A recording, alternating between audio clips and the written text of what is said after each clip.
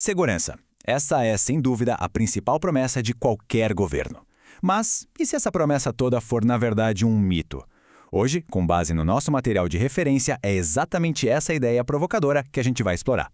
Olha só, para a gente começar, vamos pegar um ideal que quase todo mundo conhece. A Declaração de Independência dos Estados Unidos deixa bem claro: o propósito de um governo é garantir segurança e felicidade. Esse é o ponto de partida, sabe? A promessa fundamental que sustenta a própria ideia do Estado. E é aqui que a coisa começa a ficar interessante. E se essa premissa básica, essa ideia de que o governo existe para nos proteger, estiver fundamentalmente errada? É uma pergunta bem forte, né? E é ela que vai guiar toda a nossa análise de hoje. Ok. Então, para a gente conseguir desmontar essa ideia, primeiro a gente precisa entender direitinho como ela foi construída, certo? Bora lá ver qual é o argumento clássico que sustenta a existência do Estado. Bom, a base filosófica para tudo isso é o que chamam de argumento hobbesiano. Ele funciona em 3 passos bem simples. Primeiro, a ideia de que sem um governo, a vida seria um caos total, uma guerra de todo mundo contra todo mundo. Segundo, para fugir desse pesadelo, as pessoas fariam um contrato social. E terceiro, nesse acordo, elas entregam o poder para um soberano, o Estado, que ganha o monopólio da força para, supostamente, manter a paz. Só que é aqui que a análise do nosso texto dá uma virada de 180 graus. Por quê? Segundo o autor, essa solução, o Estado, não só não resolve o problema do caos, como acaba criando um problema muito, mas muito maior. E aí a gente chega na grande contradição. O Estado, que supostamente nasce para ser o protetor, acaba virando, segundo essa perspectiva, claro, o verdadeiro predador da história. Nossa, essa citação do texto é muito forte. A comparação é com uma máfia da proteção. Pensa bem, eles te cobram por segurança, mas a principal ameaça da qual te protegem são eles mesmos. Essa é a metáfora central da crítica que a gente está analisando aqui. Olha que interessante essa comparação. De um lado a gente tem a promessa, proteger a vida e a propriedade. Do outro, a realidade descrita pelo autor.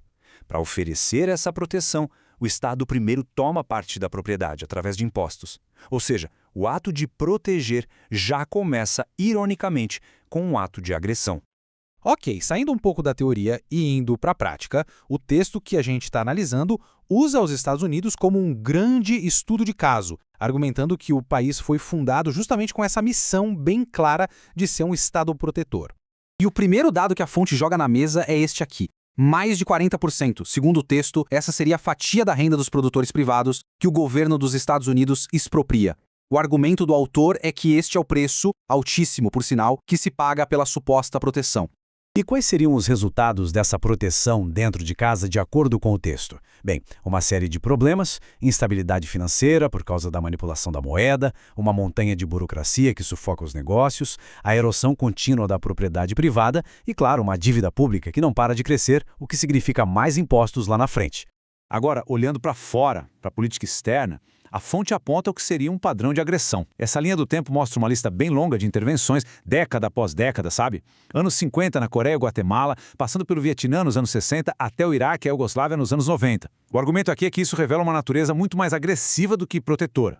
Então, o ponto crucial da análise é este. A conclusão do autor sobre a experiência americana é bem pesada. Na visão dele, em vez de ser o protetor prometido, o Estado teria se tornado, na prática, a maior ameaça à própria vida e propriedade que deveria defender. É uma inversão total de papéis. Tá, beleza. Depois de toda essa crítica, de toda essa desconstrução, o texto propõe uma alternativa. E se a segurança não fosse um serviço do governo, mas sim um produto de mercado, algo como um seguro? A ideia central é o seguro-proteção. Como funcionaria? Uma seguradora te protege, mas com uma condição super importante. A cobertura só vale para agressões que não foram provocadas. Isso, em teoria, cria um incentivo natural para todo mundo agir de forma mais pacífica. Mas que tipo de seguro seria esse exatamente? O texto faz uma distinção bem importante. Não seria como um seguro contra desastres naturais, onde o risco é diluído por uma área inteira. Não. A proteção contra agressão seria um seguro individual, porque o risco de cada pessoa, de cada propriedade, é único. Beleza, mas na prática, como é que um mercado com várias seguradoras competindo entre si realmente funcionaria? Vamos dar uma olhada nos mecanismos que o autor descreve. A lógica é que a competição forçaria a eficiência. As seguradoras teriam que calcular o risco real isolando os agressores. Elas teriam um incentivo financeiro direto para prevenir o crime e para compensar as vítimas rapidinho. As leis seriam desenvolvidas por arbitragem privada. E, finalmente, a retaliação contra agressores seria cirúrgica e precisa, não uma guerra generalizada. E essa citação do Murray Rothbard, uma figura importante citada no texto, resume bem essa visão. A defesa seria apenas mais um serviço em um mercado livre, conseguindo sua renda voluntariamente, sem coerção ou monopólio. E tudo isso nos traz a pergunta final que a fonte deixa no ar. Depois de questionar o monopólio do Estado, será que o mercado livre, movido pela competição, poderia realmente nos proteger melhor? É uma ideia radical que desafia o que a gente aprendeu. E é aí que deixamos essa reflexão.